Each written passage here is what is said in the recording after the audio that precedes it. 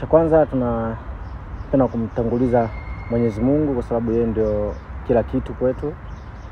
Ameweza kutuamsha salama. Iko ni kitu cha kumshukuru Mungu. Kuna watu wengine leo hii hawajaweza hata kuamka, lakini sisi Mungu ametupa nguvu ya kuamka asubuhi. Basi ni jambo la kumshukuru Mungu. Lakini la pili, tunakwenda kwenye mchezo wenyewe. Mchezo tumejiandaa vizuri na wachezaji wote wako vizuri. Wamejiandaa vizuri pia. Na jana tulikuwa na mazoezi yetu ya mwisho. Na leo ndio siku yenyewe. Wenyewe wanasema usiku wa mechi ya ukawii.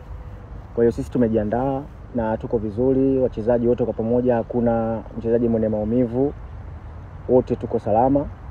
Tunachoombea ni muda tu ufike basi tuweze kuwakilisha nchi yetu, kwa sababu sisi tuko hapa kwa ajili ya kuwakilisha nchi. Sio tunajiwakilisha sisi. Kwanza tunawakilisha nchi, alafu pili tunawakilisha sisi. Mazoezi tumefanya. Kwa kweli tumekutana na hali ya hewa tofauti kidogo. Sio kama ya Tanzania, lakini ni nchi za watu. Lazima ukutane na hali ya hewa tofauti kidogo. Hatukukutana na mvua, lakini tumekutana na baridi kidogo. Ila mimi naamini baridi linakuwa nje tu, lakini tutapokuwa uwanjani baridi linakuwa hakuna. Na hii haiwezi kuwa sababu kwetu kwamba tutashindwa kuperform, tutashindwa kufanya vizuri. Mimi naamini hii baridi ni chachu ya kufanya vizuri. Morocco naamini wanaweza wakawa na pressure, lakini pia wakawa hawana pressure. Nikizungumza hivyo kwamba kwa nini hawana pressure, tayari wao wana michezo yao kadhaa wameshacheza, wameshinda na wana pointi nyingi. Nafikiri wanachotaka wao ni kuimarisha pale walipo, wasishuke, wabaki pale pale juu. Lakini pia sisi kwa upande wetu kama Tanzania nafasi bado tunayo kubwa, na Watanzania wanatuamini na wanaamini nini tunaweza kufanya.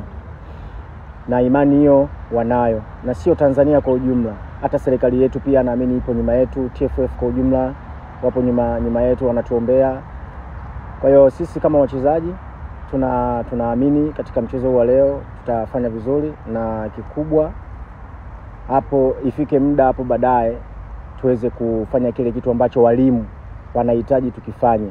Kwa hiyo tutawajibika kama wachezaji, tutawajibika kama Watanzania. Sisi kama wachezaji tuko tayari, na mimi kama captain ambaye nawakilisha wenzangu, wachezaji wenzangu tuko tayari, na mimi pia niko tayari kupambana na kupambania nchi.